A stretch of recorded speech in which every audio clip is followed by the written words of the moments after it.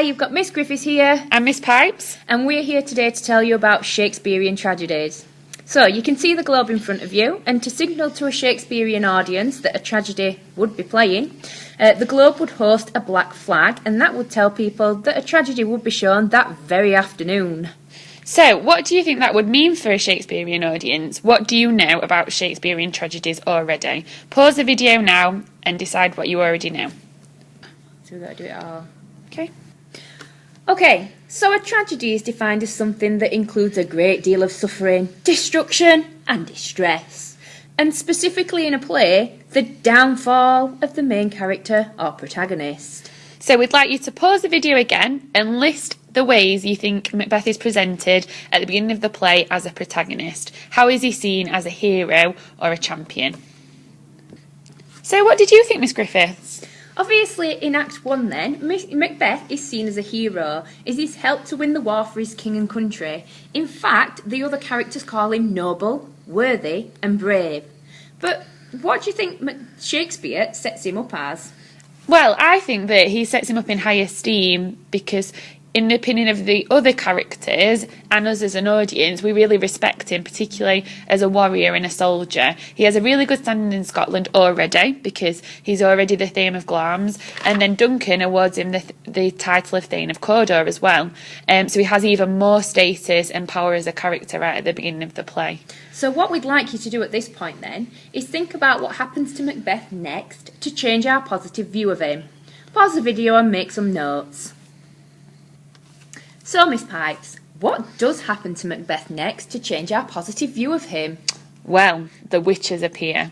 Macbeth and Banquo encounter them and they prophesy that he will become the Thane of Cawdor, which he soon does, and king hereafter. Obviously, we see them as evil women. They would have been viewed in that way by the Jacobean audience, and them, as well as us as a modern audience, really mistrust them, and particularly because they are associated with the supernatural. And because of that, they awaken Macbeth's ambition. It's the first time we see his fatal flaw. Oh, you're right, miss. At this moment, we see that this idea has tempted Macbeth. He demands of them, "Stay, you imperfect speakers. Tell me more." So, Miss Griffiths, is this the only time we see Macbeth's ambition demonstrated? Actually, it's not. This ambition and temptation is also clear at the court of Duncan. When Duncan announces that his son Malcolm will be his next heir, Macbeth claims that this is a step he must o'erleap. He also claims that two truths are told as happy prologues, and it shows Macbeth's interest and excitement are growing. He also starts to believe in the certainty of the prophecies. It's as if, because he's received the title of Cawdor, he now believes that there is a possibility that he could be the king. Okay, Miss Pipes, so we have seen this temptation, but how does this influence his actions? Well, at his own castle, Macbeth finally agrees to commit to his dream of becoming the king, with much manipulation and forceful persuasion from his wife, Lady Macbeth. Ooh. Evil. At this point, it is clear to see that Shakespeare is presenting women in a dark and evil light. Each of the outside influences convincing him this great character, this noble character, to fall from his position is female. We've already seen the witches do this, and now Lady Macbeth is being very manipulative. Absolutely, because it's during Act 1, Scene 7 and the fight with his wife that Macbeth finally agrees that he is settled. He then sees the dagger, and this marshals his way to King Duncan's room, where he finally commits that dreaded murder. So at this point then, we see the fatal flaw and his giving in to his ambition has actually led to Macbeth achieving his dream. But it's corrupted him along the way. Does this have any impact on him as a character? Well, for a while, things do go well for Macbeth because of him achieving his dream. He is crowned the King of Scotland, but gradually we see the impact of his fatal flaw and things do begin to go wrong. Oh, well, can you lot pause the video and list some of the frustrations that Macbeth begins to have? So, Miss Griffiths, what did you think some of Macbeth's frustrations were? Well, we see him become frustrated with what he calls his fruitless crown. He doesn't see the purpose in having killed King Duncan if his fruits will then pass on to Banquo's children.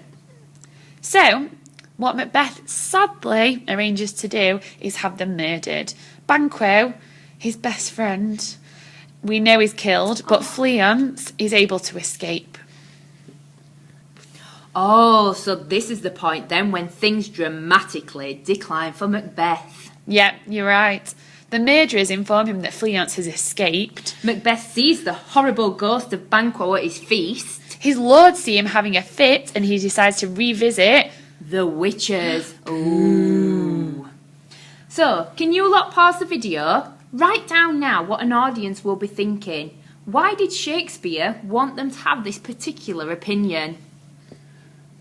So at this point, Macbeth's ended up in a right nightmare. He's upset absolutely everyone around him. His wife felt completely abandoned and isolated, so she ended up killing herself.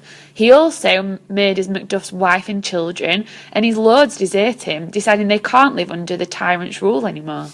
Macbeth has moved from this brave war hero to a man who is opposed on all sides. Malcolm and Macduff bring an army of 10,000 to murder the treacherous Macbeth. Finally then, justice is served. The play is resolved as Malcolm is hailed King of Scotland and Macbeth is murdered by Macduff. The play ends with many deaths due to the war, and finally the once powerful and noble character Macbeth is killed, and we can see this is a direct result of his fatal flaw, which is ambition. So let's sum up how we've seen the conventions of a tragedy scene in Macbeth and how it applies to the different events in the play. So we've started off with this great heroic character. He then is tempted by the witches who plant these ideas in his mind and suggest to him the dreams that could be in his future by suggesting that he will be Thane of Cawdor and then the King of Scotland. We see him give in to that dream when he finally commits the murder of Duncan. But things, because of his fatal flaw, very quickly go wrong for Macbeth.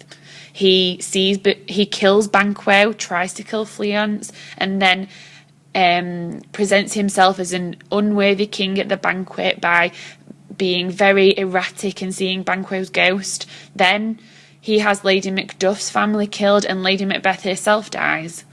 It spirals into a full-on nightmare for Macbeth. This hero has lost his way. His ambition has led him to commit evil acts and to become tyrannical, and he's lost everyone around him. But we see at the end of the play that the chaos is resolved. Everything that the witches have caused and Macbeth's flaw has caused are resolved at the end of the play. We see that he is killed by Macduff and Malcolm becomes the King of Scotland. Now, you know all about a tragedy and how it links to Macbeth, so can you go on to our Google Classroom and complete the quiz titled Macbeth and the Tragic Flaw?